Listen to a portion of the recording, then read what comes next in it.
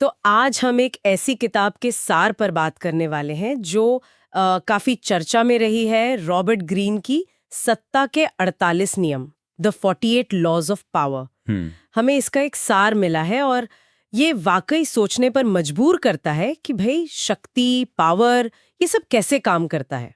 हाँ बिल्कुल। और शुरू करने से पहले ये समझना जरूरी है कि ये सार किस नजरिए से लिखा गया है। हाँ, ये कोई नैतिकता या अच्छी बातें सिखाने वाली गाइड नहीं है ना? ये तो साफ है। बल्कि जैसा सार बताता है, ये शक्ति पाने, उसे इस्तेमाल करने और हाँ, खुद को बचाने के तरीकों का एक तरह से कच्चा चिट्ठा है।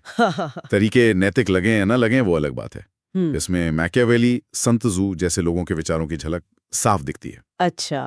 तो मुद्दा सहमत होने का नहीं है, बल्कि इन तरीकों को समझने का है, हाँ। ताकि कोई हमें इस्तेमाल ना कर सके। बिल्कुल सही कहा। तो चलिए इसी नजरिए से कुछ नियमों को समझते हैं जो इस सार में दिए गए हैं। पहला नियम है, अपने स्वामी से कभी आगे न निकलें, नेवर आउटशाइन द मास्टर।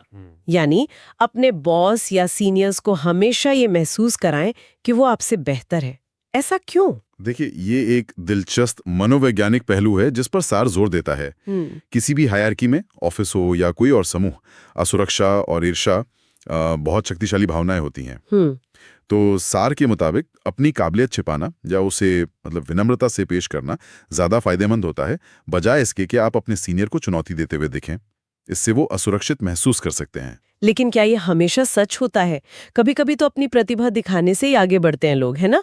सार इस बारे में क्या कहता है? सार का मुख्य जोर देखिए सत्ता के संरक्षण पर है। वो ये मानता है कि असुरक्षित महसूस करने वाला लीडर खतरनाक हो सकता है।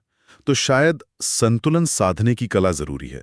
अपनी योग्यता दिखाएं, पर इस तरह की क्रेडिट आपके सीनियर को भी मिले, या कम से कम वो खतरे में महसूस ना करे। हाँ ठीक है, अब आते हैं नियम 4 पर। हमेशा जरूरत से कम बोलें, always say less than necessary. ये भी बड़ा दिलचस्प है। हाँ है तो। कम बोलना शक्ति कैसे देता है? सार के अनुसार कम बोलने से आप रहस्यमयी लगते हैं। लोग अंदाजा लगाते रहते हैं कि आप क्या सोच रहे हैं। और देखिए, ज्यादा बोलने से गलती करने का या कुछ ऐसा कह जाने का खतरा रहता है जिसका बाद में आपके खिलाफ इस्तेमाल हो। चुप्पी आपको नियंत्रण में रखती है, ऐसा सार का मानना है। और ये शायद नियम 5 से भी जुड़ता है। प्रतिष्ठा पर बहुत कुछ निर्भर करता है, इसे जान देकर बचाएं। Reputation is everything. बिल्कुल बिल्कुल, ये दोनों बहुत जुड़े हुए हैं। सार कहता है कि आपकी प्रतिष्ठा आपकी शक्ति का आधार है। एक बार बन जाए तो ये आपकी ढाल बन जाती है। तो कम बोलना प्रतिष्ठा बनाने में मदद करता है? हाँ, कुछ हद तक। कम बोलने से अक्सर आपकी बातें ज्यादा वजनदार लगती हैं, जो अच्छी प्रतिष्ठा बनाने में मदद कर सकता है। लेकिन एक बार प्रतिष्ठा बन गई तो सार के मुताबिक उसे किसी भी कीमत पर बचाना जरूरी है, क्योंकि उस पर हमला आपकी शक्ति पर सीधा हमला माना जाता है। कुछ नियम तो वाकई बहुत कठोर लगते हैं, जैसे नियम 15, अपने दुश्मन को पूरी तरह कुचल दें, क्रश योर एनिमी टोटली। ये तो काफी निर्मम है। हाँ, ये उन नियमों में से है जो किताब की असल प्रकृति दिखाते हैं। सार में तर्क ये दिया गया है कि अगर दुश्मन को जरा भी मौका मिला तो वो पलटवार जरूर करेगा।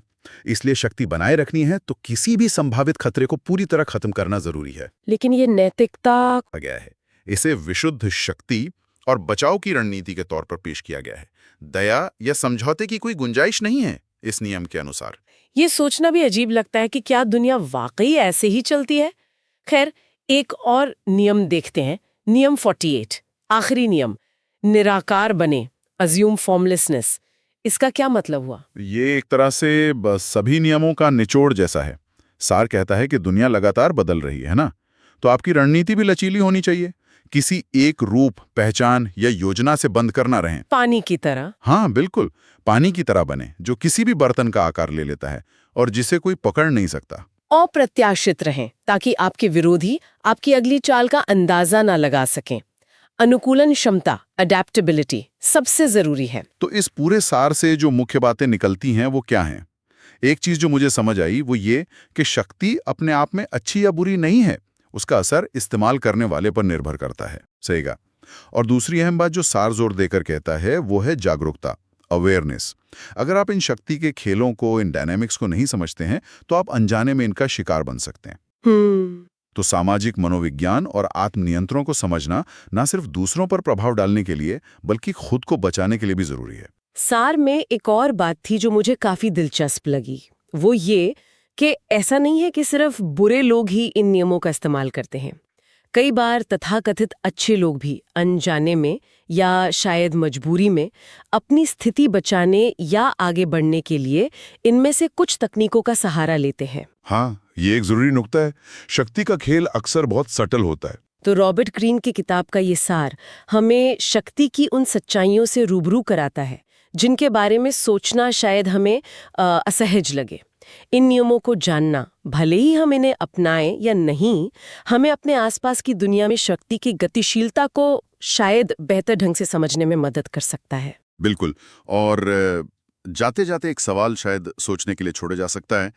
इन शक्ति समीकरणों को समझने के बाद क्या हम अपने रोजमर्रा के जीवन में, ऑफिस में, रिश्तों में, समाज में शक्ति के इस लेन-देन को सिर्फ एक दर्शक की तरह देख पाते हैं?